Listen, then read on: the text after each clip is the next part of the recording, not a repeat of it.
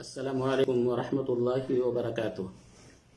الحمد للہ الذي هدانا لهذا وما كنا لنهتدي لولا ان هدانا الله وصلى الله على نبينا محمد وعلى آله وصحبه ومن والاه. اما بعد. محترم سامعین و ناظرین کرام، لاک ڈاؤن کے پیش نظر عید کی نماز گھروں میں ادا کرنی ہے، لہذا مناسب معلوم ہوتا ہے کہ اس کے تعلق سے چند باتیں پیش کی جائیں تاکہ ہم اپنے گھروں کے اندر صحیح طریقے سے عید کی نماز ادا کر سکیں. ناظرین کرام، عید کا چاند نظر آنے کے بعد ہی سے ہمیں چاہیے کہ ہم تکبیرات پکارنا شروع کر دیں، اور وہ تکبیرات اللہ اکبر اللہ اکبر اللہ اکبر، لا الہ الا اللہ واللہ اکبر وللہ الحمد. یہ تکبیرات ہم اٹھتے بیٹھتے چلتے پھرتے کہیں بھی ہم ان تکبیرات کو کہتے رہیں، اور یہ تکبیرات عید کی نماز ادا کرنے سے پہلے تک، یعنی جب ہم عید کی نماز پڑھنے جائیں گے اس وقت تک ہمیں ان تکبیرات کو کہنا ہے. خاص طور سے عید کی نماز سے پہلے اور فجر کی نماز کے بعد خصوصی طور سے ان تکبیرات کو ہمیں بکثرت پڑھنا چاہیے. ہم فجر کی نماز ادا کریں، اس کے بعد ہم نہا دھو کر کے اچھے سے اچھا کپڑا زیب تن کریں جو اللہ رب العالمین نے ہمیں عطا کیا ہے. اس کے بعد ہم خوشبو وغیرہ لگائیں اور میٹھی چیز، کھجور یا کوئی دیگر میٹھی چیز کھا کر کے ہم نماز عید ادا کریں.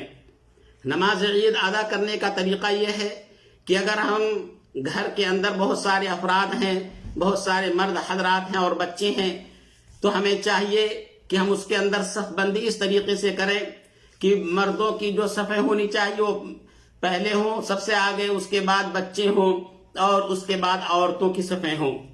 اور اگر گھر کے اندر صرف میاں بیوی ہیں تو شوہر نماز پڑھائے گا اور بیوی اپنے شوہر کے پیچھے نماز ادا کرے گی. اور اگر گھر کے اندر شوہر ہے اور اس کا ایک بچہ ہے اور گھر کے دیگر افراد ہیں، بیٹیاں ہیں اور بیوی ہیں، تو بیٹا یا جو لڑکا ہوگا وہ اپنے باپ کے ساتھ، یعنی جو امامت کرائے گا اس کے ساتھ میں ہوگا داہنے طرف، اور دیگر گھر کے جو افراد ہیں، جو خواتین حضرات ہیں، جو بچیاں ہیں، وہ پیچھے صف میں کھڑی ہو کر کے نماز ادا کریں گی. اس طریقے سے نماز کی صف بندی کی جائے گی. امام آگے ہوگا اور اس کے بعد پیچھے دیگر لوگ کھڑے ہوں گے، جس طریقے سے میں نے آپ لوگوں کو بتلایا. عید کی نماز کے لیے تکبیر تحریمہ کے بعد، عید کی نماز کے لیے آپ یہ بھی جان لیں کہ اس کے لیے نہ اقامت ہے نہ کوئی اور دوسری چیز کہ ہم اس کے لیے اقامت کہیں، یا عید کی نماز سے پہلے نہ کوئی سنت ہے نہ بعد میں کوئی نفل ہے، کوئی ایسی چیز نہیں ہے. ہم عید کی نماز پڑھنے کے لیے جا رہے ہیں، سب سے پہلے ہم اپنے مصلی پر کھڑے ہوں اور ہمارے دل کے اندر یہ نیت ہو کہ ہم عید کی نماز ادا کرنے جا رہے ہیں. عید کی یعنی نیت دل کے ارادے کا نام ہے، زبان سے کہنے کی ضرورت نہیں ہے. اور یہ تمام لوگ جانتے ہیں کہ عید کی نماز 2 رکعت ہے. اور 2 رکعت کس طریقے سے پڑھیں گے؟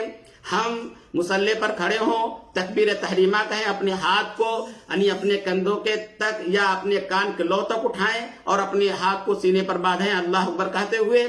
یہ تکبیر تحریمہ ہوئی. تکبیر تحریمہ کے بعد جو دعا مسنون ہے، دعا استفتاح یا دعا ثنا، سبحانک اللہم و بحمدک، یا اسی طریقے سے اللہم باعد بین و بین خطایا، جو دعا بھی ہمیں یاد ہے، جو میسر ہے، ہمیں چاہیے کہ ہم اس دعا کو پڑھیں.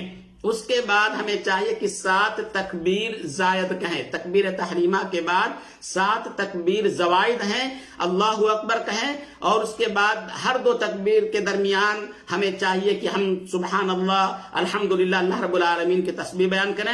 7 تکبیر کہنے کے بعد ہم سورہ فاتحہ پڑھیں گے. سورہ فاتحہ کے بعد جو کوئی چھوٹی سی چھوٹی سورہ بھی اگر ہمیں یاد ہے تو ہم اس کو پڑھ سکتے ہیں.